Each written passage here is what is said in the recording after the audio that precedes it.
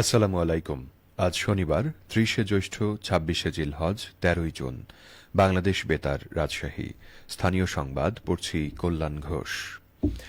সমাজ কল্যাণ প্রতিমন্ত্রী ব্যারিস্টার ফারজানা শারমিন বলেছেন, আসন্ন অর্থবছরে দেশের ৪১ লাখ নারীকে ফ্যামিলি কার্ড সুবিধার আওতায় নিয়ে আসা হবে।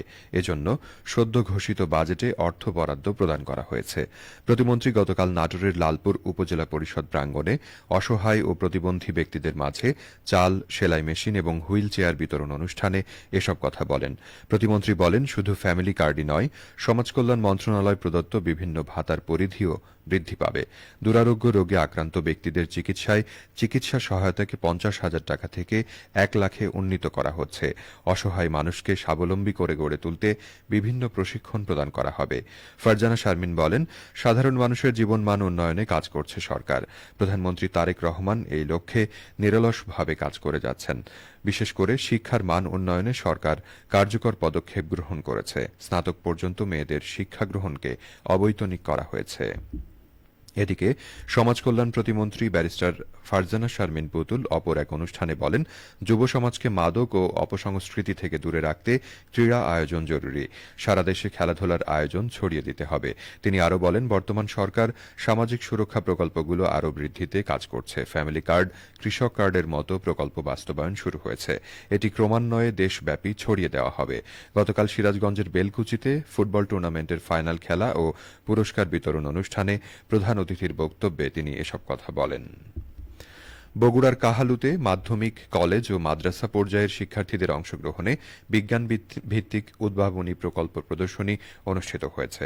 গতকাল কাহালু উপজেলা পরিষদ অডিটোরিয়ামে educational excellence support scheme EESS ও মাধ্যমিক ও উচ্চশিক্ষা অধিদপ্তরের উদ্যোগে startup science project and innovation idea showcasing programme অনুষ্ঠিত হয়। অনুষ্ঠানে প্রধান অতিথির বক্তব্যে কাহালু নন্দীগ্রাম এলাকার সংসদ সদস্য ও বগুড়া জেলা বিএনপির ভারপ্রাপ্ত সাধারণ সম্পাদক মোহাম্মদ মোশাররফ হোসেন বলেন, বর্তমান যুগ বিজ্ঞান ও প্রযুক্তির যুগ। নতুন নতুন বিজ্ঞানসম্মত প্রযুক্তি ব্যবহারের মাধ্যমে দেশকে উন্নয়নের পথে এগিয়ে নিতে হবে। এজন্য তরুণ শিক্ষার্থীদের বৈজ্ঞানিক গবেষণা, উদ্ভাবন এবং প্রযুক্তি নির্ভর প্রকল্প তৈরিতে উৎসাহিত করা প্রয়োজন। চাঁপাইনবাবগঞ্জের শিবগঞ্জে শিক্ষার্থী ও শিক্ষকদের অংশগ্রহণে স্টার্টআপ, বিজ্ঞান প্রকল্প এবং উদ্ভাবনী ধারণা প্রদর্শন কর্মসূচি অনুষ্ঠিত হয়েছে। গতকাল শিবগঞ্জ উপজেলা পরিষদ অডিটোরিয়ামে কর্মসূচির আয়োজন করে শিবগঞ্জ উপজেলা প্রশাসন ও উপজেলা মাধ্যমিক শিক্ষা অফিস। অনুষ্ঠানে প্রধান অতিথি ছিলেন চাঁপাইনবাবগঞ্জ ১ আসনের সংসদ সদস্য ড কেরামত আলী। শিবগঞ্জ উপজেলার ১১টি স্কুল ও মাদ্রাসা এ প্রদর্শনীতে অংশগ্রহণ করে।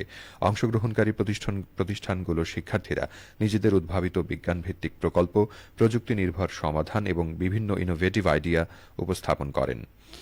মেলায় প্রদর্শিত প্রকল্পগুলোর মধ্যে ছিল পরিবেশ বান্ধব প্রযুক্তি, কৃষি উন্নয়ন, নবায়নযোগ্য জ্বালানি, স্মার্ট সেচ ব্যবস্থা, রোবোটিক্স, ডিজিটাল সেবা এবং দৈনন্দিন বিভিন্ন সমস্যার বিজ্ঞানভিত্তিক সমাধান। সিরাজগঞ্জের বেলকুচিতে সুবর্ণসারা সবুজ সেনা সংঘ ফুটবল টুর্নামেন্টের ফাইনাল খেলা ও পুরস্কার বিতরণ অনুষ্ঠিত হয়েছে। গতকাল সুবর্ণসারা মাঠে খেলা ও পুরস্কার বিতরণ অনুষ্ঠিত হয়।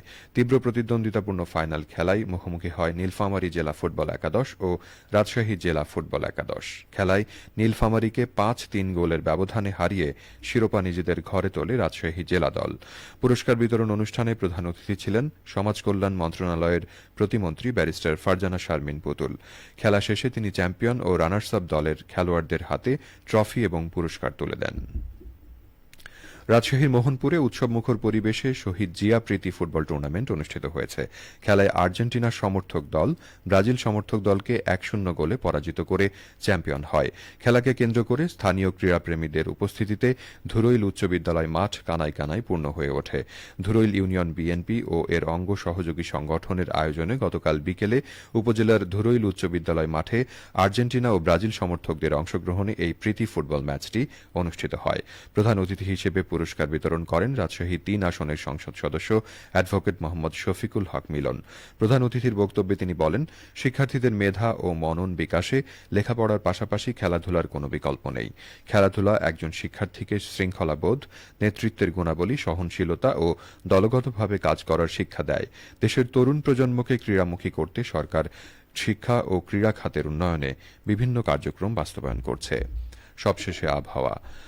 আজ সকাল ৬টায় রাজশাহীতে তাপমাত্রা ছিল ২৬.৫ ডিগ্রি সেলসিয়াস। এ সময় বাতাসে আর্দ্রতার পরিমাণ ছিল ৯৬%।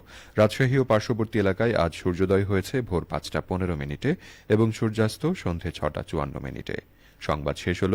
আমাদের পরবর্তী স্থানীয় সংবাদ দুপুর ১২টা ১০।